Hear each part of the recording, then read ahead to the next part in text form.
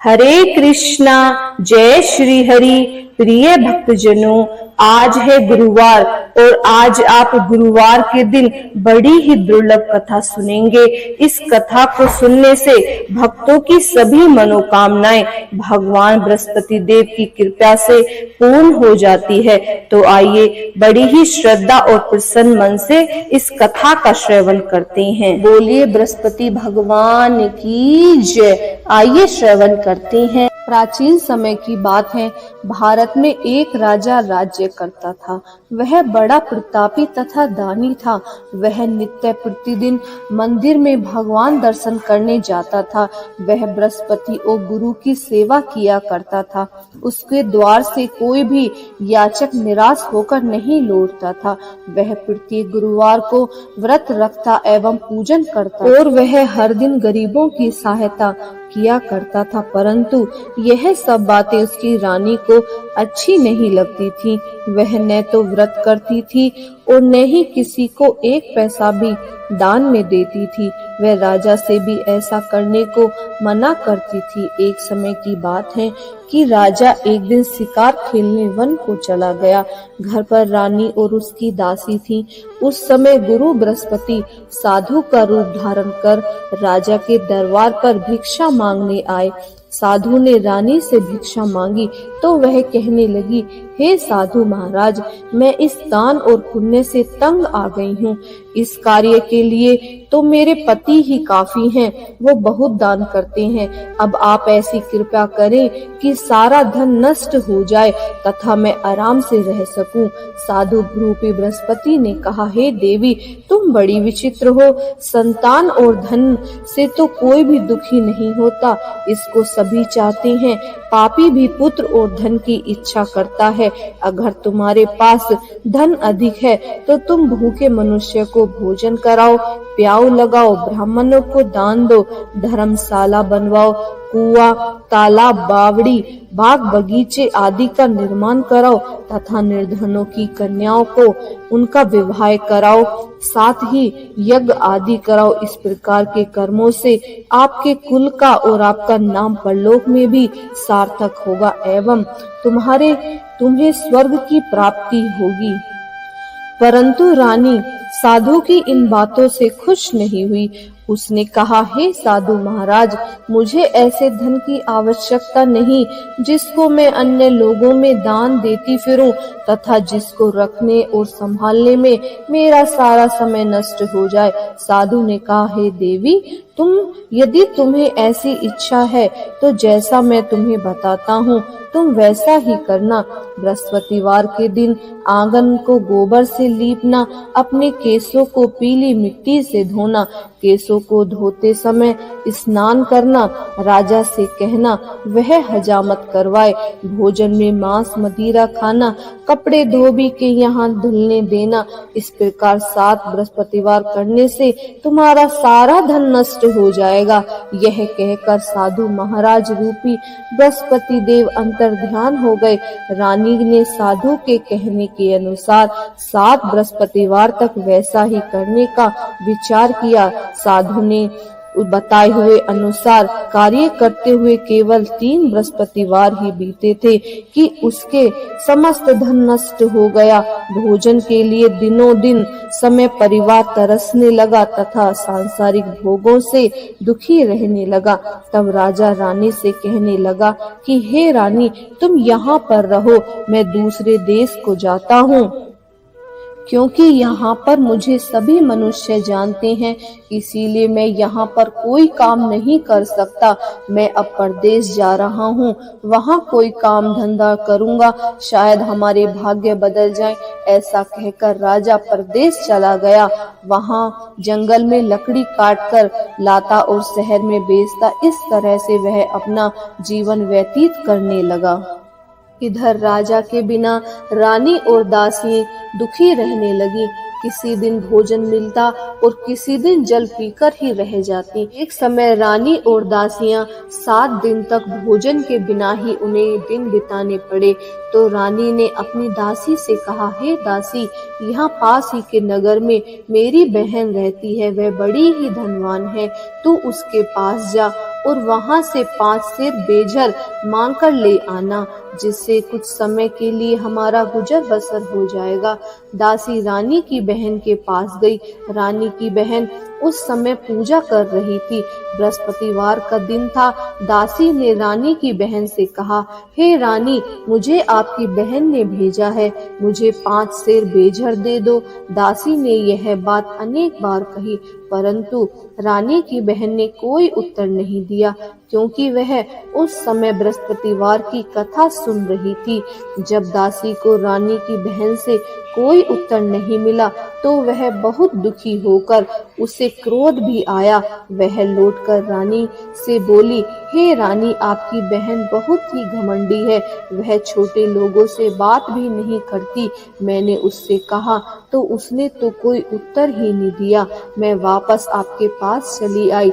रानी बोली, हे दासी, इसमें उसका कोई दोष नहीं है। जब बुरे दिन आते हैं तब कोई सहारा नहीं देता। अच्छे बुरे का पता विपत्ति में ही लगता है। जो ईश्वर की इच्छा होगी वही होगा। यह सब हमारे भाग्य का दोष है। उधर रानी की बहन ने सोचा कि मेरी बहन की दासी आई थी, परंतु मैं उसे बोली ही नहीं, इससे उससे बहुत दुख हुआ होगा। अतः कथा सुन और विष्णु भगवान का पूजन समाप्त कर वह अपनी बहन के घर आई और कहने लगी, हे बहन, मैं बृहस्पतिवार का व्रत कर रही थी, तुम्हारी दासी हमारे घर आई थी, परंतु जब तक कथा होती है तब तक हम लोग ना तो उठते हैं और ना ही बोलते हैं, इसीलिए मैं नहीं बोली। कहो दासी क्यों आई थी? रानी बोली, बहन, हमारे घर अनाज नहीं है, वैसे तुमसे कोई बात छिपी नहीं है, इस कारण मैंने दासी को तुम्हारे पास 5 सेर बेजर लेने के लिए भेजा था। रानी की बहन बोली, बहन देखो, बृहस्पतिवार भगवान सबकी मनोकामना पूर्ण करते हैं, देखो शायद तुम्हारे घर में ही अनाज रखा होगा। यह सुनकर दासी अंदर घर के अंदर गई तो वहां उसे एक घड़ा बेजर का भरा हुआ मिला। उसे बड़ी हैरानी हुई, क्योंकि उसने एक एक बर्तन देखा था, वह सब खाली थे। उसने बाहर आकर रानी को बताया। दासी अपनी रानी से कहने लगी, हे रानी, देखो, वैसे हमको जब अन्न नहीं मिलता तो हम हर रोज भोजन के बिना ही तो रहते हैं, वह व्रत के समान ही तो होता है। अगर इसमें इस व्रत की विधि और कथा पूछ ली जाए तो उससे हमारा भी क्या पता भला हो जाए। दासी कहने लगी। रानी ने अपनी बहन से बृहस्पतिवार व्रत के बारे में पूछा। उसकी बहन ने बताया, हे रानी, बहन, बृहस्पतिवार को सूर्योदय से पूर्ण उठकर स्नान करके बृहस्पतिवार का व्रत रखना चाहिए, लेकिन उस दिन सिर नहीं धोना चाहिए। बृहस्पतिवार के व्रत में चने की दाल और मुनक्के से भगवान विष्णु और केले के वृक्ष की जड़ से पूजन करें तथा दीपक जलावें।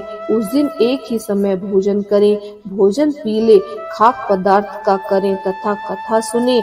इस प्रकार करने से गुरु भगवान प्रसन्न होते हैं, अन्न पुत्र धन देते हैं।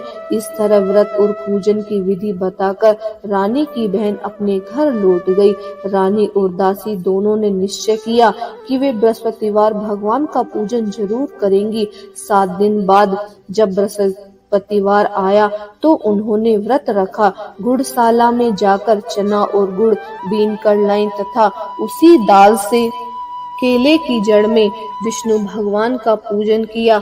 अब भोजन कहाँ से आए?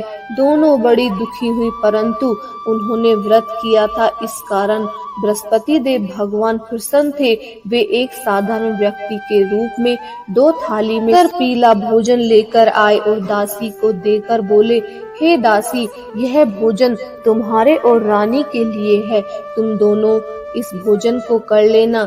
दासी भोजन पाकर बड़ी प्रसन्न हुई और रानी से बोली, रानी जी, भोजन कर लो। रानी को भोजन आने के बारे में कुछ भी पता नहीं था, इसलिए वह बोली दासी से, तू ही कर ले जा भोजन, क्यों तू हमारी व्यर्थ में हंसी उड़ाती है। दासी बोली, एक व्यक्ति अभी भोजन दे गया है।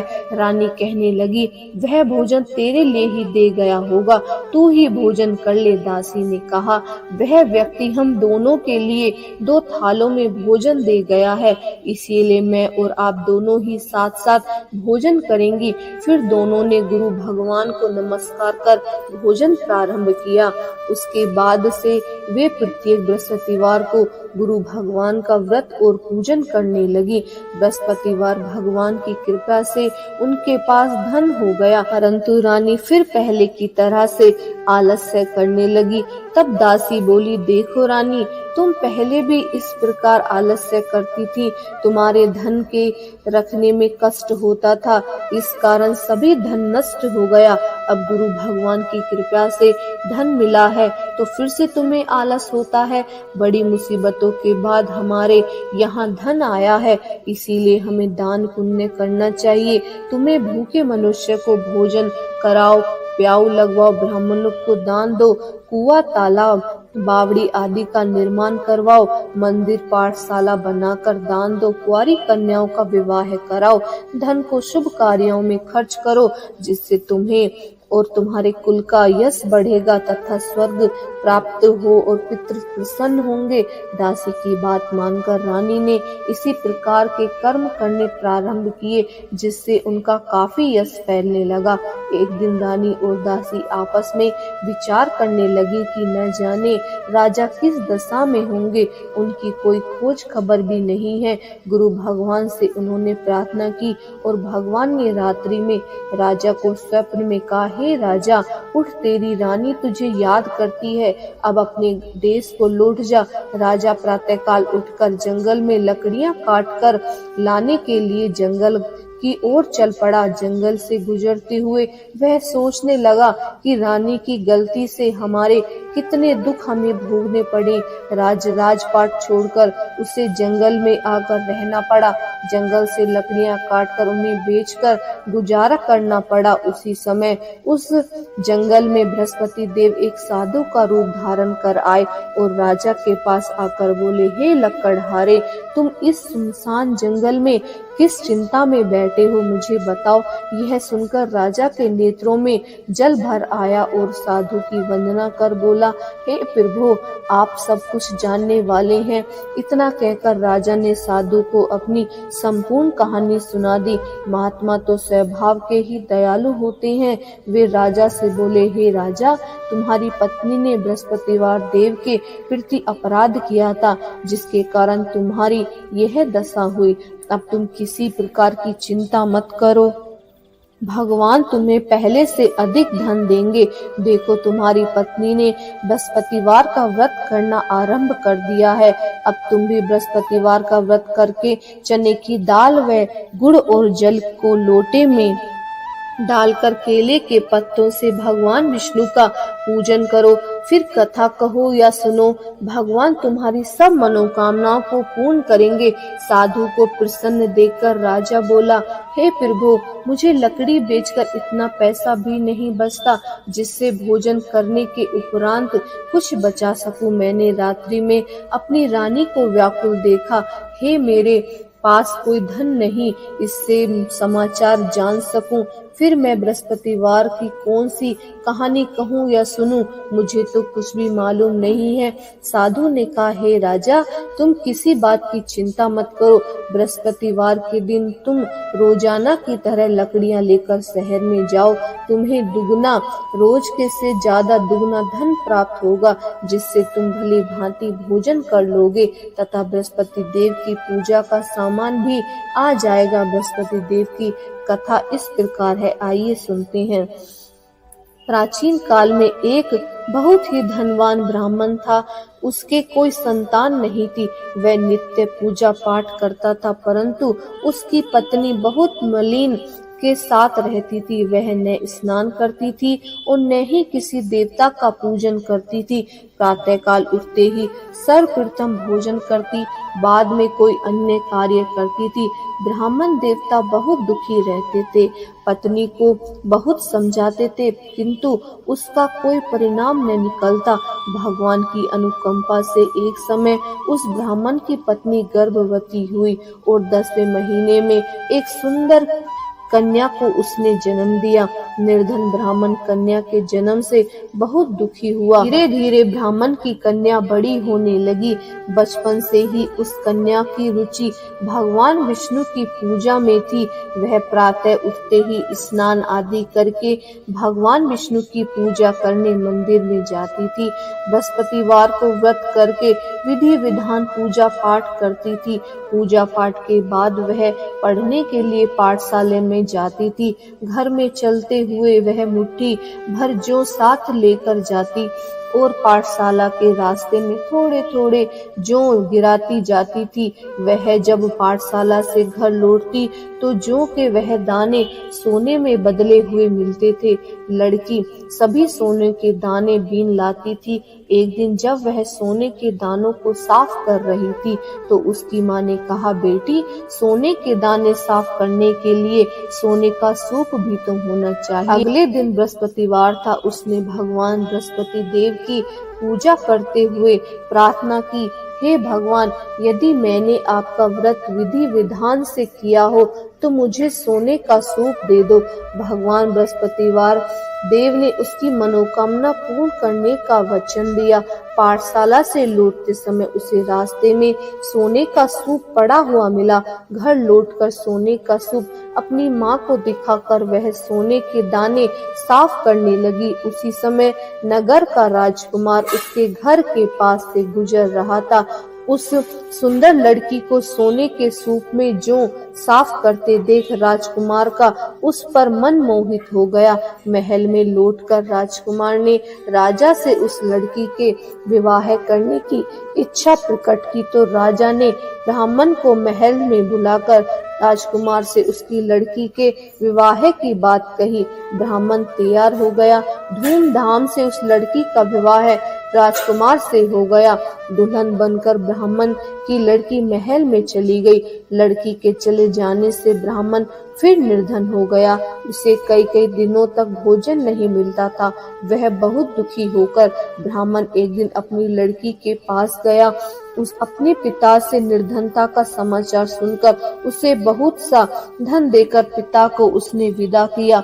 उस धन से ब्राह्मण के कुछ दिन तो आराम से गुजर गए, लेकिन जल्दी ही फिर भूखे मरने की हालत हो गई। ब्राह्मण अपनी लड़की से धन लेने के लिए फिर महल में पहुंचा। लड़की ने पिता की बुरी हालत देखकर कहा, पिताजी, आखिर आप कब तक मुझसे धन लेकर अपना जीवन व्यतीत करेंगे? आप कोई ऐसा उपाय क्यों नहीं करते जिससे आपका घर धन धान्य से भर जाए? ब्राह्मण ने कहा, मैंने तेरी माँ को बहुत समझाया पर उसकी समझ में कुछ नहीं आता। उसका फूहड़पना नष्ट हो तो घर की निर्धनता भी दूर हो जाएगी। तब कुछ सोचकर लड़की ने पिता से कहा, पिताजी, आप कुछ दिनों के लिए माँ को मेरे पास छोड़ जाओ। तब कुछ सोचकर ब्राह्मण पत्नी को लड़की के पास महल में छोड़ आया। लड़की ने अपनी माँ से कहा, माँ, तुम प्रातःकाल उठकर स्नान आदि करके भगवान बृहस्पति देव की पूजा अवश्य करना। पूजा करने से तुम्हारी निर्धनता अवश्य दूर हो जाएगी। लेकिन उसकी माँ ने उसकी कोई बात नहीं मानी। तब क्रोधित होकर लड़की ने अपनी माँ को एक कक्ष में बंद कर दिया। सूर्योदय के समय माँ को उठाकर जबरदस्ती उसे स्नान कराया और फिर मंदिर में ले जाकर भगवान बृहस्पति देव की पूजा कराई। कुछ दिनों तक ऐसा करने से माँ की बुद्धि में परिवर्तन हुआ और वह स्वयं बृहस्पतिवार का व्रत रखने लगी। उसके व्रत रखने से ब्राह्मण के घर में भगवान विष्णु की अनुकंपा से धन की वर्षा होने लगी। दोनों पति पत्नी धन संपत्ति पाकर आनंदित पूर्वक जीवन व्यापन करते हुए विष्णु धाम को चले गए। लकड़हारा बने राजा ने उस साधु से भगवान बृहस्पति देव की यह कथा सुनकर बृहस्पतिवार का व्रत करके भगवान विष्णु की पूजा की। उस दिन से उसके सभी कलेश दूर हो गए, लेकिन अगले बृहस्पतिवार को कामकाज से अधिक व्यस्त रहने के कारण उसने भगवान बृहस्पति देव जी का व्रत नहीं किया। भगवान बृहस्पति देव लकड़हारे से क्रोधित हो गए और उसे भूल की सजा दी। उस दिन नगर के राजा ने नगर में घोषणा करके सबको सूचित किया, प्रत्येक नागरिक मेरे महल में भोजन करने आए, जो नहीं आएगा उसे अपराध मानकर भारी दंड दिया जाएगा। लकड़हारा बने राजा ने उस नगर के राजा की घोषणा तो सुनी, लेकिन जंगल से लकड़ी काट कर लाने और उन्हें बेचने में देर हो जाने के कारण वह समय पर महल में भोजन करने नहीं जा सका। अतः राजा के सैनिक लकड़हारे को पकड़कर महल में ले आए। राजा ने उसे महल में एक कक्ष में बैठाकर भोजन कराया। उस कक्ष में एक खूंटी पर रानी का सोने का हार लटका हुआ था।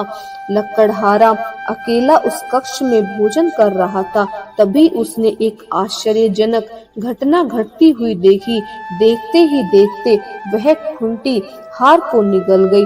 थोड़ी देर के बाद राजा ने हार को गायब देखा तो लकड़हारे को कारावास में डलवा दिया। लकड़हारा मन ही मन अपने भाग्य को कोसने लगा। तभी उसे जंगल में मिले साधु का स्मरण हो आया। थोड़ी देर में भगवान बृहस्पति देव सन्यासी के रूप में उसके सामने प्रकट हुए और कहा, हे लकड़हारे, तूने भगवान बृहस्पति देव की पूजा नहीं की, इसी कारण तुम्हें कष्ट हुआ है। लेकिन अब तुम चिंता मत करो, बृहस्पतिवार के दिन कारागार के दरवाजे पर तुम्हें कुछ पैसे पड़े मिलेंगे। उन पैसों से भगवान बृहस्पति देव का व्रत करके उनकी पूजा करोगे तो तुम्हारे सब दुख नष्ट हो जाएंगे।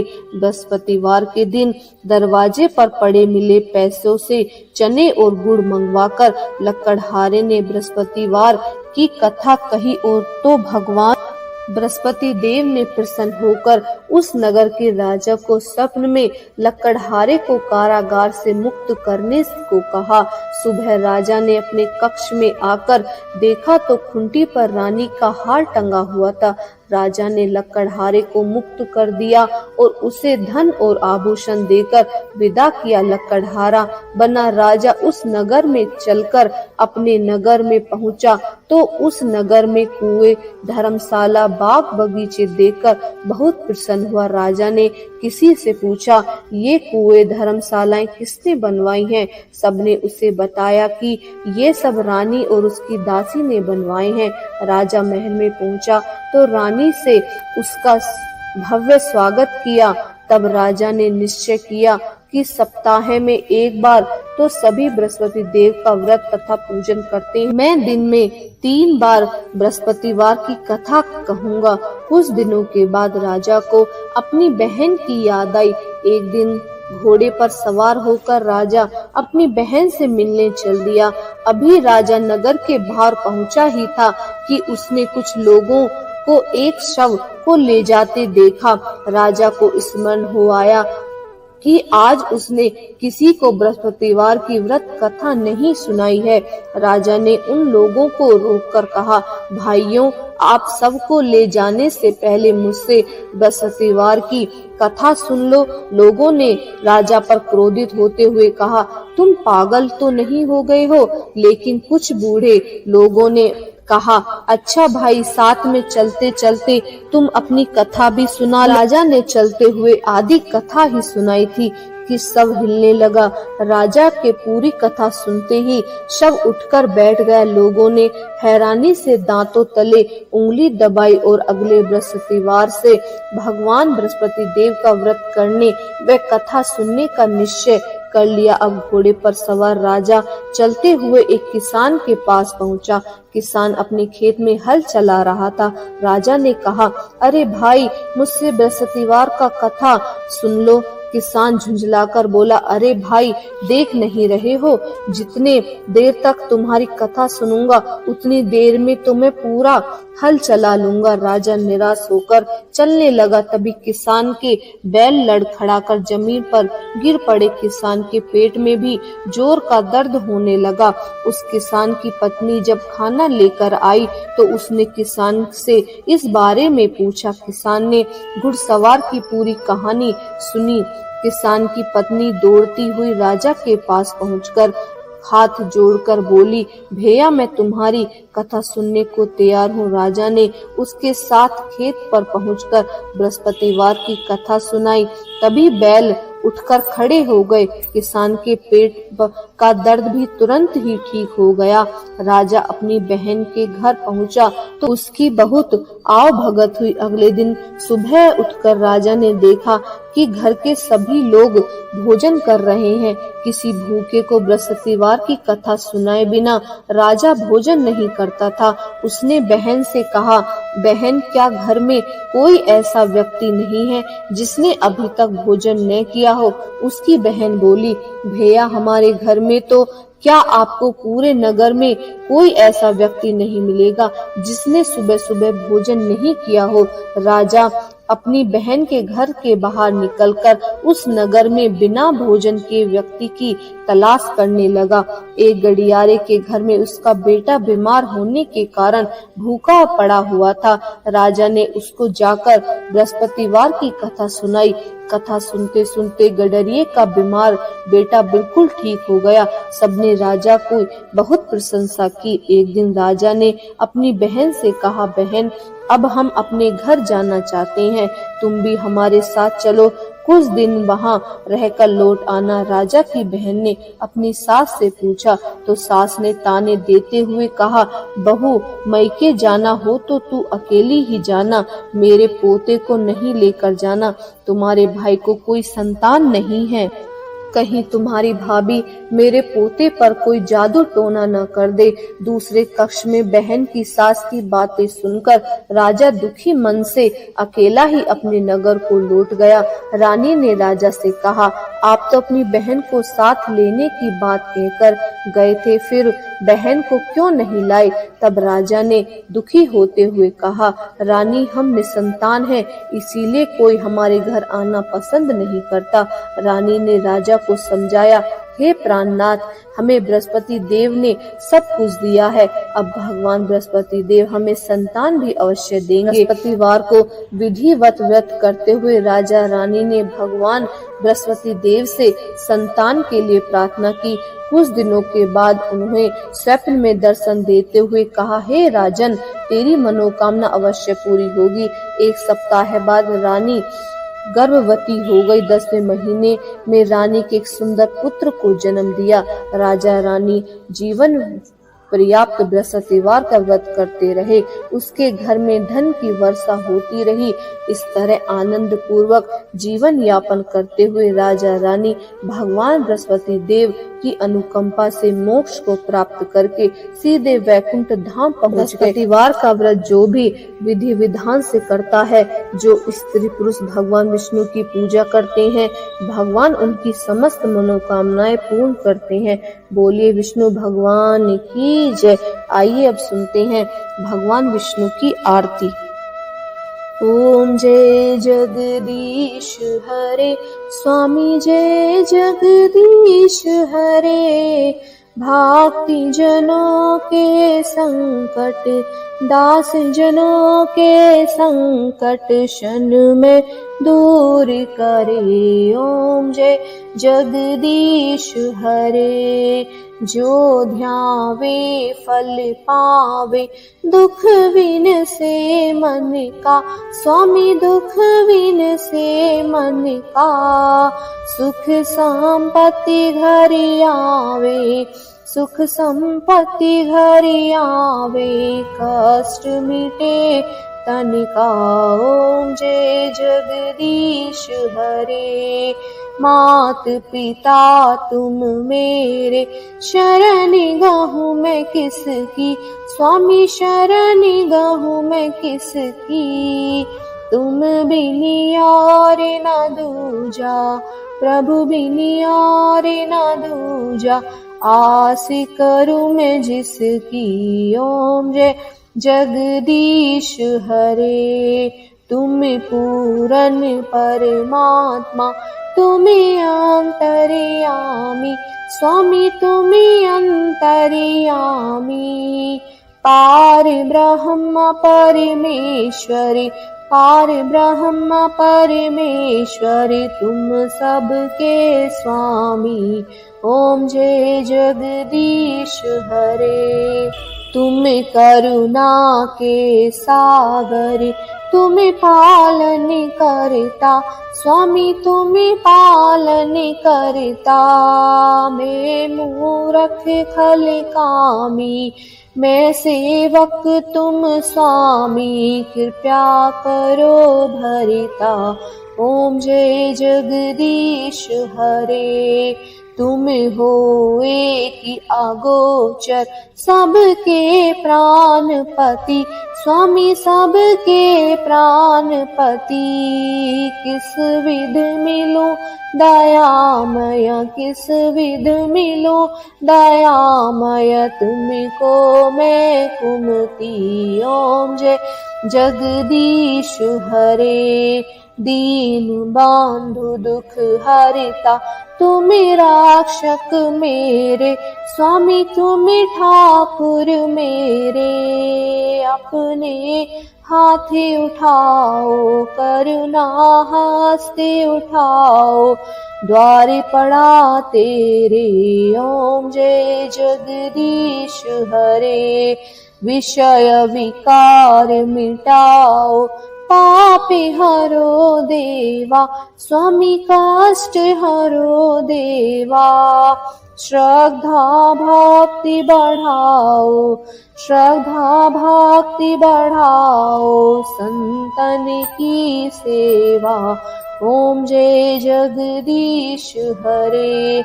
श्री जगदीश जी की आरती जो कोई नरि गावे, स्वामी जो कोई नरि गावे। कहत शिवानंद स्वामी, कहत शिवानंद स्वामी, सुख संपत्ति घर आवे। ओम जय जगदीश हरे।